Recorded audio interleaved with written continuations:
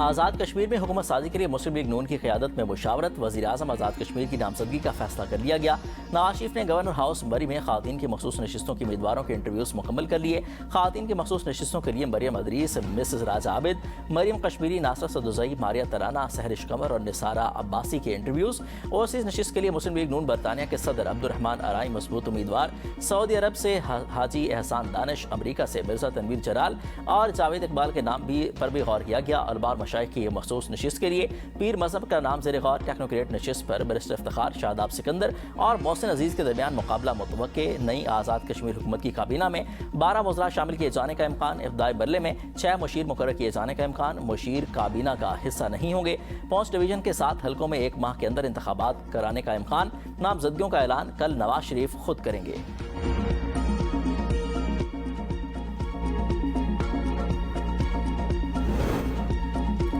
Peoples party کا آزاد کشمیر کے معاملات پر اہم اجلاس۔ فریال تالپور کی زیر صدارت اجلاس میں آزاد کشمیر میں آئندہ سیاسی حکمت عملی اور اہم مشاورت، آزاد کشمیر میں اپوزیشن میں بیٹھنے سے متعلق اہم فیصلہ متوقع۔ پیپلز پارٹی حکومت سازی کے عمل اور آئندہ سیاسی لاہ عمل کا جائزہ لے گی۔ 5 ڈویژن کے باقی 7 حلقوں میں جلد انتخابات کرانے پر پیپلز پارٹی اپنا دو ٹوک موقف دے گی۔ پیپلز پارٹی کا کہنا ہے 5 ڈویژن کی خالی نشستوں پر انتخابات میں تاخیر کسی صورت قابل قبول نہیں۔ مخصوص نشستوں کے لیے الیکٹورل کالج مکمل ہونا چاہیے۔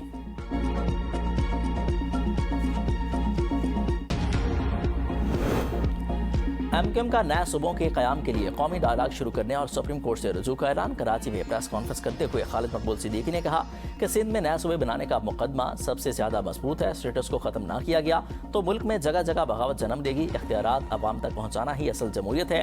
اگر صوبہ بنانا کفر تھا، غداری تھا تو آئین میں کیسے درج ہے؟ مصطفیٰ کمال نے کہا کہ سندھ کو 18 سال میں 22,000 روپے ملے ہیں، لیکن عوام کو وسائل کے مطابق بنیادی سہولیات نہیں مل پا رہی۔ انتظامی یونٹس بنانا ملک کو تقسیم کرنا نہیں، اختیارات نچلی سطح تک منتقل کرنا وقت کی ضرورت ہے۔ ملک چلانے والوں کو اندازہ ہو گیا کہ نئے ایڈمنسٹریٹو یونٹس ناگزیر ہیں۔ محسن نقوی کے نئے انتظامی یونٹس کے بیان کی D G I S P R نے بھی تائید کی، ہم اختیارات ان کو منتقل کیے جائیں۔ فاروق ستار نے کہا کہ پاکستان کی 55% درآمدات کراچی سے ہوتی ہیں، لیکن شہر قائد 18 سال سے بدترین حکمرانی اور کرپشن کی زد میں ہے۔ ہر پاکستانی کو سر اٹھا کر جینے کا حق دینا ہوگا۔ ریاست سے بیانگی اور محرومی ملک کے لیے خطرناک ہے۔ ہر ڈویژن کو باختیار بنانا انتظامی یونٹ بنایا جا سکتا ہے۔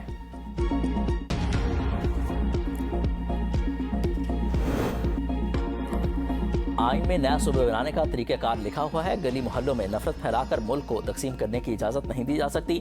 سندھ حکومت کے ایم کیو ایم رہنماؤں کی پریس کانفرنس پر عمل ترجمان سعدیہ جاوید نے کہا کہ اگر آئین کا اتنا ہی احترام ہے تو ایم کیو ایم آئین کی روح یعنی 18ویں ترمیم پر حملہ کیوں کرتی ہے؟ مصطفیٰ کمال کا 22,000 ارب کا فگر محض سستی شہرت کا ڈیجیٹل سٹنٹ ہے۔ جن کا اپنا کوئی سیاسی ایجنڈا نہیں، وہ آئین کے 18ویں ترمیم کو ٹارگٹ کر رہے ہیں۔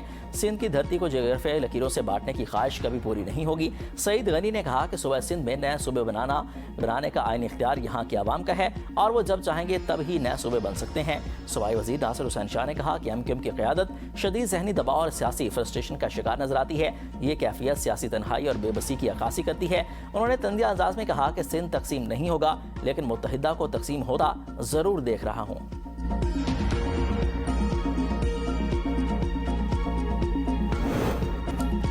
پی ٹی آئی والے 9 مئی کے تسلسل میں کارروائیاں جاری رکھنے کی کوشش کرتے ہیں۔ وزیر اعظم کے معاون خصوصی اختیار ولی کی پریس کانفرنس کہا کہ پی ٹی آئی کے ارکان اپنے لیڈر کو قائد اعظم سے بڑا لیڈر سمجھتے ہیں۔ پی ٹی آئی 2 قومی نظریے کو بھی نہیں مانتی۔ خیبر پختونخوا میں منشیات اور اسمگلنگ کے مافیاز کے لوگ حکومت میں بیٹھے ہیں۔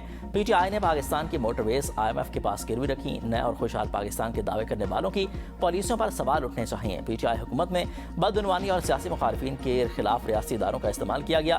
مدینہ کی ریاست کا نعرہ لگانے والوں کے دور حکومت میں حج اور عمرہ مہنگا ہوا۔ نئے پاکستان کے دعوے کرنے والوں سے عوام کو کارکردگی کا حساب لینا چاہیے۔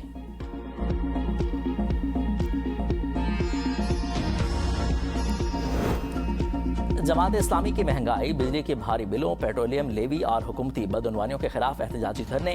جماعت اسلامی لاہور کے کارکنان کی بڑی تعداد دھرنے کے لیے مسجد شہداء پہنچ گئی۔ امیر جماعت اسلامی حافظ نعیم الرحمان کہتے ہیں کہ اگر حکومت نے روکا تو تحریک گھیراؤ میں بدل جائے گی۔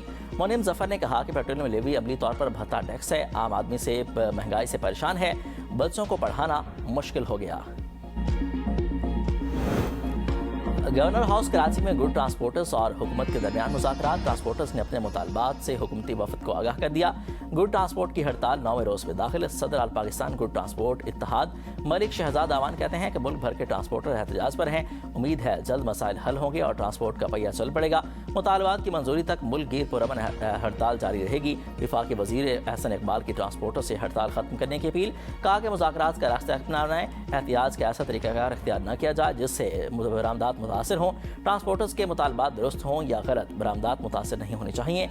हड़ताल से तकरीबन $1 मिलियन के एक्सपोर्ट ऑर्डर खतरे में हैं।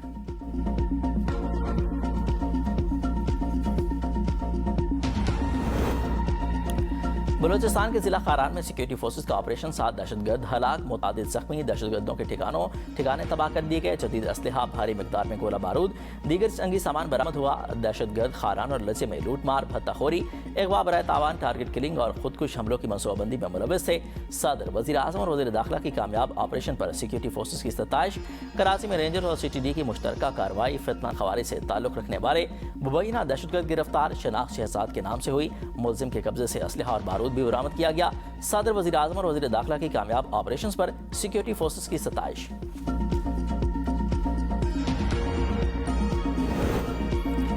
बलूचिस्तान की खातून फितनाल हिंदुस्तान के खिलाफ मैदान में आ गई। डिप्टी स्पीकर मुशीर वज़ीर आला और वज़ीर तालीम की क्वेटा में प्रेस कॉन्फ्रेंस। मीना मजीद ने कहा कि घरों में घुसकर खातून को कत्ल करना कौन सा इंसाफ है। फितनाल हिंदुस्तान की दहशतगर्दी और बैरूनी सरपरस्ती दुनिया के सामने बेनकाब हो चुकी। दहशतगर्दों ने साबित कर दिया कि उनकी लड़ाई गैरत और नामूस की नहीं। खातून के कत्ल पर इंसानी हकूक़ की तंजीमों की खामोशी अफसोसनाक है। बलूचिस्तान में भारतीय दहशतगर्दों की मौजूदगी किसी से ढकी छुपी नहीं। अस्मा के वालिद के कत्ल में मुलव्वस मुलजिमान के घर में स्मार किए गए। मुलजिमान के वारंट गिरफ्तारी जारी। अस्मा को इंसाफ मिलेगा।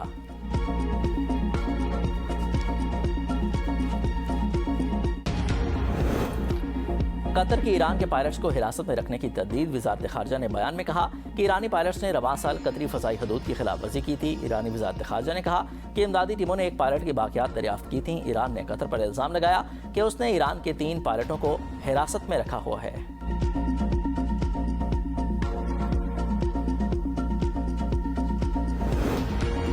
मुतकब्बिर अमेरिका कभी हुर्मस पर कदम नहीं रख सकेगा। अरबों डॉलर मालियत के तैयारा बरदार जहाज जो काम ना कर सके वो सोशल मीडिया पैगाम भी नहीं कर सकता। सरबराह ईरानी अदलिया गुलाम हुसैन मोसनी का सदर ट्रंप के बयान पर रद्द-ए-अमल। कहा कि ट्रंप सियासत और जंग दोनों में शिकस्त खुर्दा हैं। अपना हुर्मस ईरान की मलकियत और इख्तियार में है।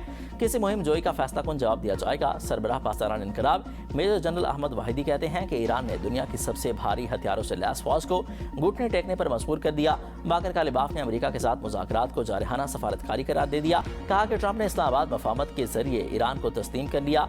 ईरानी रुकन पार्लियामेंट इब्राहिम अजीजी कहते हैं ट्रंप अपना हुर्मस बंद करने की धमकियां देना बंद करें और अपनी सिक्योरिटी की फिक्र करें।